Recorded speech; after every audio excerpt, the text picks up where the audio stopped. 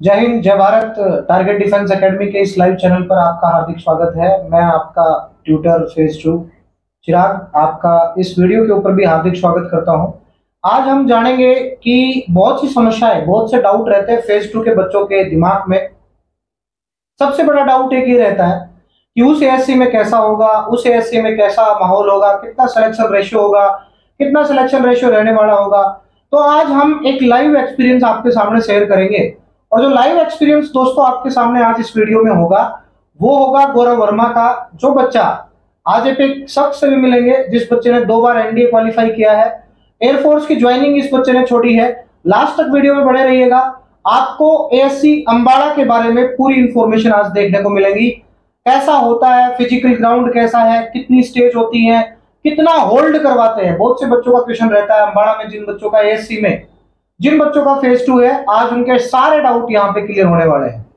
आप बिल्कुल बेफिक्र रहिए और मिलते हैं आइए अपने शख्स के साथ। गौरव, आपका हार्दिक स्वागत है बेटा इस चैनल पे। Thank you sir. बेटा गौरव, ये बच्चे जिनका अभी एयरफोर्स का पेपर क्लियर हुआ है, उनका बहुत से बच्चों का एडमिट कार्ड अभी फेज 2 का आया है। और फेज 2 के एडमिट कार्ड में कुछ एक का सेंटर एएससी अंबाला है। आपने कब एएससी अंबाला में एग्जाम अपना फेज 2 दिया था? जो फर्स्ट टाइम अग्निवीर स्कीम आई थी उसमें जो फर्स्ट टाइम एग्जाम हुआ था वो मैंने एग्जाम दिया था। मेरा एग्जाम 31 जुलाई 2022 को था और जो मेरा जो फेज 2 का था वो 26 अगस्त 2022 को A1 एएससी अंबाला में था। 1 एएससी अंबाला में सर। तो बेटा एएससी अंबाला में आपका जो फेज 2 का सेंटर था, तो वहां सबसे पहले आपकी रिपोर्टिंग कितने बजे थी? रिपोर्टिंग सर 4 बजे की थी वहाँ पे। 4 बजे की रिपोर्टिंग जी। अब की बार जो रिपोर्टिंग आपकी टाइम है वो 5 बजे का है, बट प्रीवियस टाइम ये 4 बजे की रिपोर्टिंग। Yes sir. तो आप कितने बजे पहुंच गए थे? मैं वहाँ पे 3:45 के आसपास वहाँ पहुंच गया था। 3:45? Yes sir.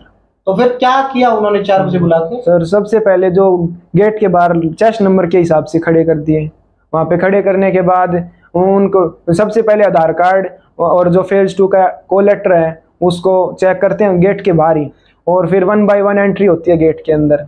तो जैसे गेट के अंदर जाते जाओ तो थंब इम्प्रेशन लगाते हैं और चेस्ट नंबर अलॉट करते जाते हैं।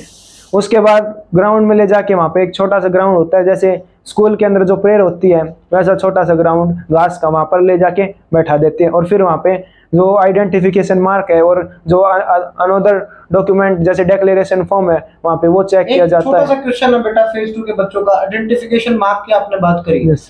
अगर किसी बच्चे का आइडेंटिफिकेशन मार्क, मैंने मान लो गलती से कोई आइडेंटिफिकेशन मार्क गलत दे दिया, तो क्या होगा फिर वहाँ पे? सर वहाँ पे अगर गलत भी है तो ज्यादा कोई इश्यू नहीं है। वो वहाँ पे जो रियल आइडेंटिफिकेशन मार्क है वो खुद बता देंगे, खुद लिख देंगे ऊपर फॉर्म के अंदर। अच्छा, उसके बाद क्या होता है फिर? उसके बाद सर लगभग 70-80 स्टूडेंट्स का ग्रुप बनाते हैं और वहाँ पे बस आती है। वहाँ बस से जो वहाँ पे जहाँ पर फिजिकल फिटनेस टेस्ट होता है वहाँ ले जाती है। 1 बाय 1 एक ग्रुप के लिए एक बस आती है, वहाँ पे ले जाते हैं। तो वहाँ पे सबसे पहले 1600 मीटर रेस होती है, जिसके लिए टाइम वहाँ उस टाइम तो 6 मिनट 30 सेकंड था, लेकिन अब ये टाइम एक्सटेंड हो गया, शायद 7 मिनट हो गया है। तो सबसे पहले वहाँ पे रेस मरवाई जाती है। तो जो रेस के लिए जो ग्राउंड है वो रोड है, जैसे ग्राउंड नहीं है कोई, जैसे कि 400 मीटर का कोई ट्रैक हो, ऐसा कुछ नहीं है। वो रोड है, पी शेप का रोड है। पी शेप का रोड है, बिल्कुल सही। पी शेप का अंबाला एएससी, जिस भी बच्चे का फेज 2 अंबाला एएससी में होने वाला है, उसका पी सर टाइप का रोड है। तो पी टाइप के रोड में कितना कंप्लीट हो जाता है? लगभग सर 300 मीटर सीधे जाना है, फिर 300 मीटर लेफ्ट, फिर 300 मीटर लेफ्ट, और फिर लगभग 700 मीटर स्ट्रेट। वहाँ पे हो जाता है, हो जाता है 1600 मीटर। और वो मतलब कि बताते रहते हैं कि इतना टाइम हो गया है, और मोटिवेट भी करते रहते हैं कि नो बहुत अच्छा है, अभी तो बहुत टाइम बाकी है। और अगर कोई स्टूडेंट 5-7 सेकंड एक्स्ट्रा भी दे देते हैं वहाँ पे। अगर अच्छा, एक्स्ट्रा भी दे देते हैं पीएफटी में, 5-7 मिनट एक्स्ट्रा भी दे, 5-7 सेकंड सॉरी एक्स्ट्रा भी दे देते हैं। अगर कोई बच्चा डिले कर रहा है 5-7 सेकंड से, तो कोई खास सी बड़ी बात नहीं होती। No sir. तो उसके बाद क्या होता है? उसके बाद अगर जिन्होंने रेस मतलब जो गिवन टाइम था उसके अंदर अगर रेस मार दी तो उनको अलग बैठा देते हैं, और जिनसे नहीं लगी उनका अलग ग्रुप बना देते हैं। ऐसे ही फर्स्ट ग्रुप गया। उसके बाद जो फर्स्ट ग्रुप है उसको तो वहाँ पे एक ग्राउंड अंदर उसमें ले जाते हैं, 5 मिनट उनको रेस्ट देते हैं, पानी वगैरह पिलाते हैं। और इतने जो सेकंड ग्रुप, वो जो बस है वो दूसरे ग्रुप को लेके आ जाती है, उनकी रेस होती है। इतने जब तक उनकी रेस होती है इनकी जो अदर एक्टिविटीज है पीएफटी में, जैसे पुशअप्स है, स्क्वाट्स है, सिटअप्स होती है, वो परफॉर्म करवाई जाती है। 10 पुशअप, 10 सिटअप और 20 स्क्वाट्स ये परफॉर्म करवाई जाएंगी आपकी रेस होने के बाद। तो 70 बच्चों का ग्रुप था पहला, उसकी ये पीएफटी हो जाएगी, उसकी ये पीएफटी हो जाएगी। फिर उन बच्चों को अंदर ले जाएंगे जिनके पुशअप वगैरह होने के बाद, और इतने जो सेकंड, फिर वो सेकंड ग्रुप रेस हो जाएगी, उनको अंडरग्राउंड में। मैं एक छोटा सा क्वेश्चन बच्चों की तरफ से पूछना चाहता हूँ, कितने बच्चे पीएफटी में मतलब बाहर जाते हैं? पीएफटी में सर ज्यादा नहीं होते, क्योंकि लगभग 70 के ग्रुप में 5 से 7 बच्चे रेस नहीं मार पाते। उसके बाद 7-8-7-10 के करीब बच्चों की जो शॉर्ट पुट, ये जो पुशअप्स स्क्वाट्स के में बाहर होते हैं।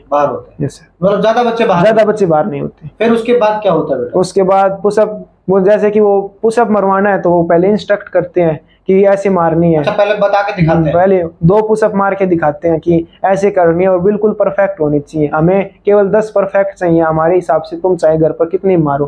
तो अच्छा, वो पूरा सिनेरियो एकदम करके दिखाते हैं पहले वहां के जवान। हाँ, कि 10 पुशअप किस तरीके से मारनी है, सिटअप किस तरीके से करनी है। वो बताते हैं कि हमें 1 बोलना है तो आपको नीचे जाना है, और फिर अब बोलना है तो ऊपर जाना है। जी, 1 बोलेंगे तो नीचे जाना है, और अब बोलते ऊपर आना है। फिर 2 बोलेंगे फिर नीचे जाना है, अब बोलते फिर ऊपर आना है। कितना होल्ड दिलाते हैं? शुरुआत में होल्ड देते हैं 4 से 5 सेकंड का, और जब 5 कंप्लीट हो जाती है उसके बाद तो 1-2 सेकंड का होल्ड देके अप करवा देते हैं।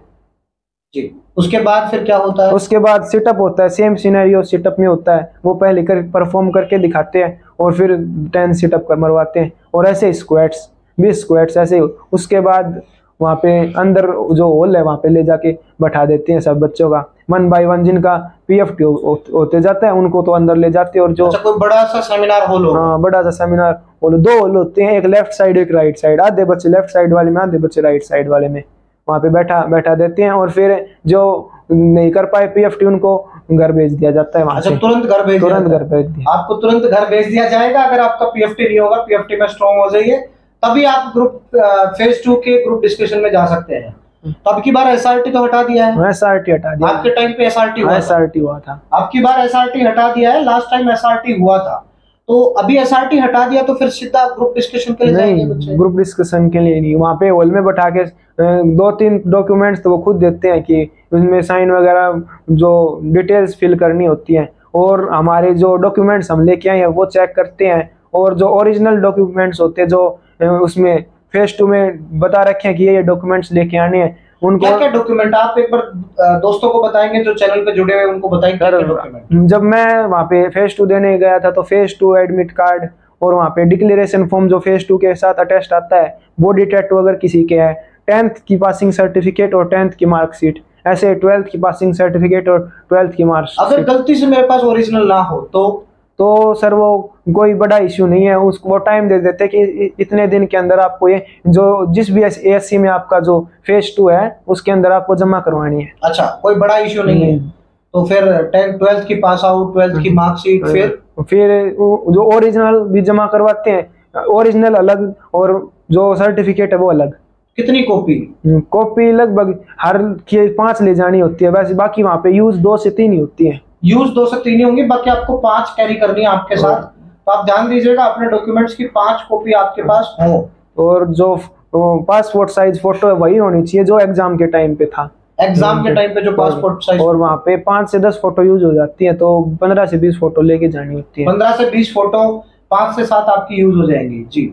और फिर जो डॉक्यूमेंटेशन वहाँ पे करने के बाद ओरिजिनल सबमिट, ओरिजिनल और जो फोटो कॉपीज है वो सबमिट करने के बाद बाहर ले जाते हैं सभी को, और बॉडी टैटू चेक करते हैं। जैसे अगर किसी के पास किसी के बॉडी टैटू है तो वो जो सर्टिफिकेट होनी चाहिए जो उस फेज 2 में मेंशन कर रखी है, वो वहाँ पे जो टी-शर्ट है उसको उतार के चेक करते हैं अगर कोई बॉडी टैटू है तो। अगर नहीं है तो उसकी फोटो ले लेते हैं, और अगर है तो बॉडी टैटू की और जो वो डॉक्यूमेंट है उसका वो ले लेते हैं उसका, और उसके बाद जीडी स्टार्ट हो जाती है। जीडी कितने का बैच बनता है बेटा? बैच सर 15 to 20 का बैच बनता है। 15 to 20। और हमारे टाइम पे एक साथ जैसे 4 साइकोलॉजिंग ऑफिसर थे तो एक साथ 4 अलग अलग ग्रुप की जीडी चल रही थी एक साथ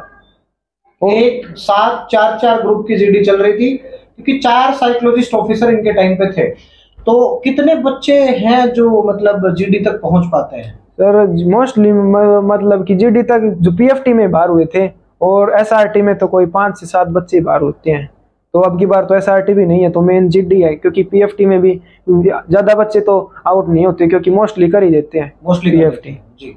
तो GD में फिर कितने, मतलब जो 20 का ग्रुप बना उसमें क्या टॉपिक था आपका? हमारा सर योगा था। आपने पहले तैयारी की हुई थी? नो सर, योगा की हमने तैयारी तो की हुई थी, लेकिन योगा टॉपिक की तैयारी नहीं की हुई थी। अच्छा, तो आपने तैयार कर लिया था वहाँ पे? यस सर, वो पहले बोल के बताते हैं कि, और हमने पहले से पूछ लिया था, जैसे कि जो एक साइकोलॉजिंग ऑफिसर है उसके पास सेम टॉपिक होता है कि अगला ग्रुप आएगा उसको भी वही टॉपिक देगा।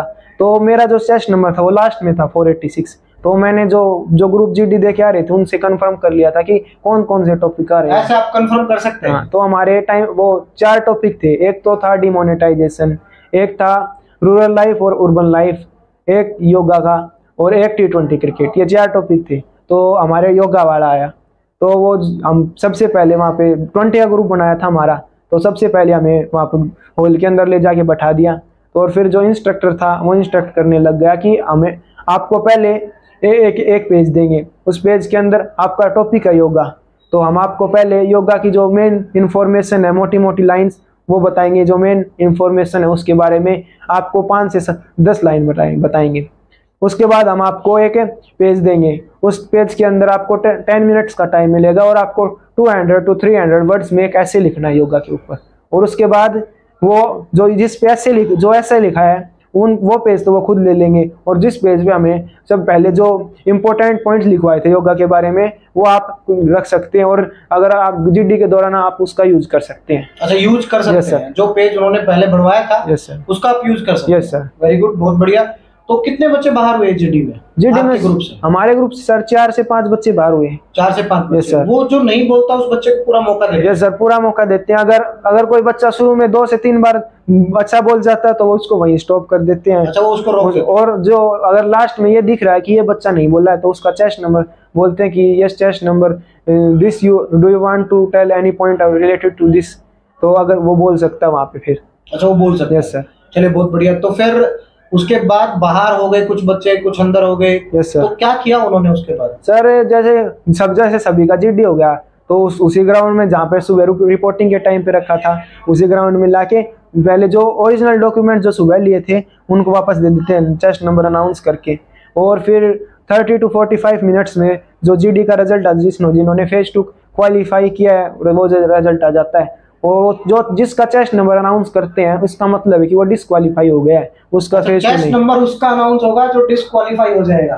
आपका भगवान करे चेस्ट नंबर ना बोले हो, क्योंकि चेस्ट नंबर बोलते हैं तो आप डिस्क्वालीफाई की तरफ पहुंच जाते हैं। और वहाँ पे फिर जिनका फेज 2 नहीं हुआ उनको घर भेज देते हैं कॉन्सोल करके कि आपको फिर से मौका मिलेगा, आपको हिम्मत नहीं हारनी है, वो रखनी है उनको। और आपको क्या मिल जाता है? जो बच्चा रह जाता है वहाँ पे उनको मिल जाता है कि सबसे पहले तो बोलते हैं congratulation, you have cleared phase 2, और उसके बाद मेडिकल की डेट सबसे पहले उनको जो मेडिकल है उनकी डेट दी जाती है। तो जो अंबाला में जिनका मेडिकल है उनके 2 मेडिकल सेंटर, एक तो अंबाला में ही है और एक अलवारा लुधियाना के पास। अच्छा। 2 जगह है, तो वो वहाँ डिफरेंट जैसे ग्रुप बनाते हैं तो जो फर्स्ट 50 स्टूडेंट्स है उनका अंबाला, नेक्स्ट 50 स्टूडेंट्स है उनका अलवारा, सेम डेट।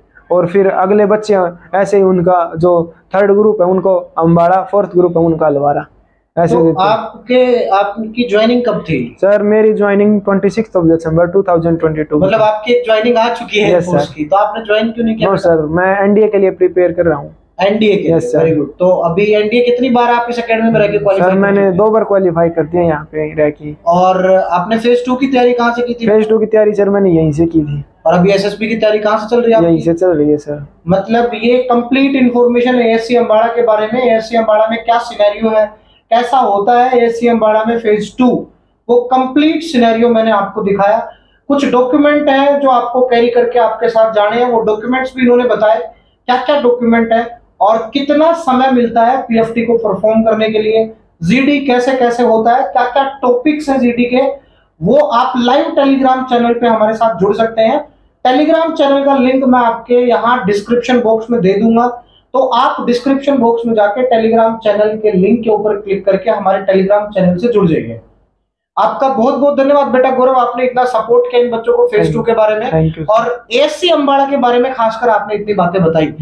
क्योंकि बच्चे बहुत कंफ्यूज रहते हैं कि सर मेरा एससी अम्बाड़ा आ गया, मेरे पास बहुत से डाउट आते हैं कि एससी अम्बाड़ा आ गया, अब क्या करूं, क्या होगा वहां पे। तो कुछ चीजें ऐसी हैं जो आपको ऑलरेडी क्लियर कर दी गई है, किस टाइप का ट्रैक होगा, कैसे वहां पे जीडी का पूरा प्रोसेस होगा, वो सब चीजें आपको क्लियर कर दी गई है। आपसे मैं बस एक ही रिक्वेस्ट करूंगा, मैं ऐसे वीडियोस आपके सामने लगातार बनाता रहूंगा। आपसे रिक्वेस्ट ये है कि चैनल को सब्सक्राइब करें, जरूरी है, बेल आइकन को भी प्रेस कर ले ताकि आपके पास नोटिफिकेशन सबसे पहले आए। वीडियो को शेयर करें यार, जिस भाई का भला हो रहा है फेज 2 में, अगर उसका अम्बाड़ा सेंटर है तो उसका भला हो रहा है, तो आप उस वीडियो को जरूर शेयर करें हर एजुकेशनल ग्रुप में। साथ ही साथ आप कमेंट करके बताएं कि आप किस एएससी में आपका फेज 2 है, ताकि मैं उस एएससी को कवर कर सकूं। आप सबका इस वीडियो पे बने रहने के लिए मैं टारगेट परिवार की तरफ से बहुत बहुत धन्यवाद देता हूं। जय टारगेट, जय भारत, जय हिंद।